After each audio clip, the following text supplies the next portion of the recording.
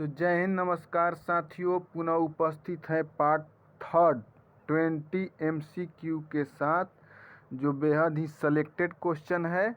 ये part third है, देखना ना भूलें। बिहार SSC, बिहार दरोगा इत्यादि के लिए महत्वपूर्ण ही इम्पोर्टेंट बन जाता है। फर्स्ट प्रश्न कहता है कि स्वतंत्रता प्राप्ति के समय देशी रियासतों की संख्या कितनी थी?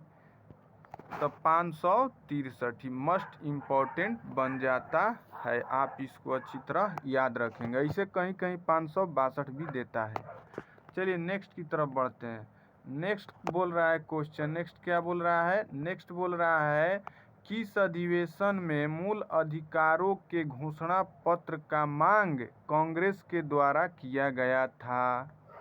तो देखिए, किस अधिवेशन में मूल अधिकारों के घोषणा पत्र का मांग कांग्रेस के द्वारा किया गया था? तो 1931 के कराची अधिवेशन।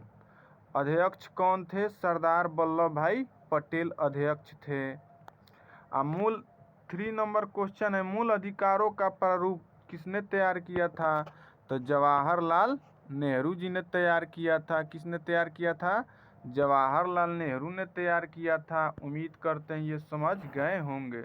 देखिए, मूल अधिकारों से संबंधित जो भी इम्पोर्टेंट फैक्ट है, यहाँ सब कंफ्यूजन दूर हो गया, जो कहीं ना कहीं एग्जाम में पूछा ही गया है। और ये पॉलिटी का क्वेश्चन है, पॉलिटी सब्जेक्ट का है, जो परीक्षा के दृष्टिकोण से बेहद ही इम्पोर्टेंट है। तो इसको देखते, ऐसा कंटेंट पाते रहें हमारे चैनल के माध्यम से। कह रहा है भारत पाकिस्तान युद्ध 1947 के समय गृह मंत्री कौन थे? तो सरदार वल्लभ भाई पटेल थे।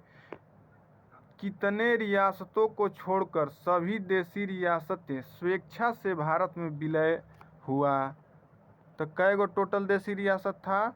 आप अभी पढ़े 563, यानी 563 गो में ले 563 गो में ले 560 गो स्वेच्छा से स्वीकार हो गए, लेकिन 3 गो बड़ी टेढ़िया के हुआ, टेढ़े ढंग से। ये 3 गो कौन कौन से हैं? हैदराबाद, JK माने जम्मू कश्मीर, जूनागढ़। तो हैदराबाद जो है पुलिस कार्रवाई के बल पर शामिल हुआ। जम्मू कश्मीर जो है विलय पत्र के आधार पर हुआ। और जूनागढ़ जनमत संग्रह के आधार पर। जस से जूनागढ़, जस से जनमत संग्रह। उम्मीद करते हैं समझ में आ गया होगा। तो चलिए नेक्स्ट की तरफ बढ़ते हैं। देशी रियासतों को भारत में विलय करने में महत्वपूर्ण भूमिका किसने निभाई थी? तो सरदार पटेल। किसने निभाया था? सरदार पटेल जी ने निभाए थे महत्वपूर्ण भूमिका। बेहद ही इम्पोर्टेंट है, आप इसको अच्छी तरह से याद रखेंगे। यानी सरदार पटेल ने देशी रियासतों को विलय करने में महत्वपूर्ण भूमिका निभाए थे। जिनका सहयोगी पूछा जाता है, जिनका सहयोगी कौन थे? BP मेनन थे। उम्मीद करते हैं समझ में आ गया होगा।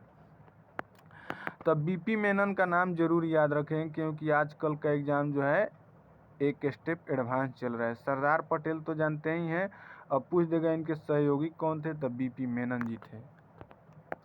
देशी रियासत मंत्रालय की स्थापना किसने किया था? तो वही वल्लभ भाई पटेल, 5 जुलाई 1947 को। इसमें डेट ईस्वी दोनों इम्पोर्टेंट है। राष्ट्रगान और एक होता है राष्ट्रगीत। तो राष्ट्रगान बोलने से ही लग रहा है क्या है? पुल्लिंग है। बोलने से क्या लग रहा है? पुल्लिंग है, माने आदमी है। ठीक है, तो राष्ट्रगान जब आदमी है तो आदमी जो है कोई भी काम पहले कर लेता है, यानी पहले हो जाएगा 24 जनवरी 1950। राष्ट्रगीत एक होता है, तो उसका भी ईस्वी सेम ही है 1950 ही, लेकिन डेट कम है। तो राष्ट्रगान औरत है, तो ये ज़्यादा समय लेती है कोई काम करने में। स्त्रीलिंग है, तो यानी वो 26 जनवरी। राष्ट्रगीत कब? 26 जनवरी। याद रखने का। उम्मीद करते हैं इतना समझ में आ गया होगा। तो चलिए नेक्स्ट की तरफ बढ़ते हैं। नेक्स्ट का संविधान सभा कुल कितनी, संविधान सभा में हमें छूट गया, संविधान सभा में कुल कितनी महिलाएं थीं? तो 15 गो कुल महिलाएं थी। ठीक है, उम्मीद करते हैं समझ में आ गया होगा। भारत राष्ट्रमंडल का सदस्य कब बना? तो मई 1949 में भारत राष्ट्रमंडल देश का सदस्य बना। उम्मीद करते हैं समझ गए होंगे। तो चलिए आगे बढ़ते हैं।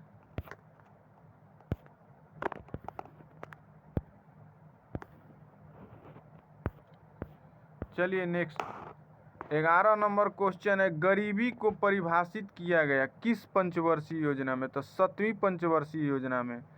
पहली बार गरीबी एवं बेरोजगारी पर ध्यान दिया गया तो 5वीं योजना में। उम्मीद करते हैं समझ में आ गया होगा। यहाँ लिखा हुआ है 5वीं योजना। पित्त का पीएच मान कितना होता है? तो 7.7 यानी क्षारीय। आप समझ रहे हैं कि 7 का मतलब न्यूट्रल और 7 से कम अम्लीय, तो 7 से अधिक है तो क्षारीय। इसका रंग कैसा होता है? पीला और हरा। पीला और हरा, ये बेहद ही इम्पोर्टेंट है, आप इसको याद रख लेंगे, कई एग्जाम में देखने को मिलता है। नेक्स्ट कह रहे हैं गोदना और अपहन लोक कला है। तो गोदना और अपहन बिहार का है, याद रखेंगे, अपना राज्य बिहार। भारतीय विश्वविद्यालय अधिनियम पास किया गया, कब पास किया गया भाई? तो भारतीय विश्वविद्यालय अधिनियम जो है 1904 में पास किया गया, लॉर्ड कर्जन के शासन काल में। लॉर्ड कर्जन का शासन काल कब से कब था? 1899 से 1905 तक। अब देखिए सब पुराण का बात कर लेते हैं, पूछा जाता है विष्णु पुराण, मत्स्य पुराण, वायु पुराण। इसको याद रखने का तरीका कौन किस वंश से है? तो देखिए वायु पुराण, वायु जो है गुप्त में होता है, गुप्त में बहता है, तो इसको गुप्त वंश याद रखिएगा। मत्स्य पुराण आंध्र सतवाहन बने। मछली क्या होती है? अंधी होती है। मछली आंधर होती है, अंधी होती है, पानी में ही चल सकती है, बाहर नहीं। तो आंध्र सतवाहन बन। विष्णु जी मौर्य वंश। अब आया नेक्स्ट क्वेश्चन, शाहरुख नामक चांदी का सिक्का किसने जारी किया था? तो शाहरुख नामक चांदी का सिक्का बाबर ने जारी किया था। किसने जारी किया था? बाबर ने जारी किया था। किसने? बाबर ने। उम्मीद करते हैं समझ पा रहे होंगे, किसने जारी किया? बाबर। बिलजार्ड ठंडी हवा है कहाँ कहाँ के? तो USA, Canada, Siberia. USA, Canada, Siberia. Tehri बांध परियोजना, ये दरोगा में के मेंस में आया हुआ है, दरोगा का मेंस में आया हुआ है। दरोगा में बिहार एसआई में पूछा हुआ है, बिहार एसआई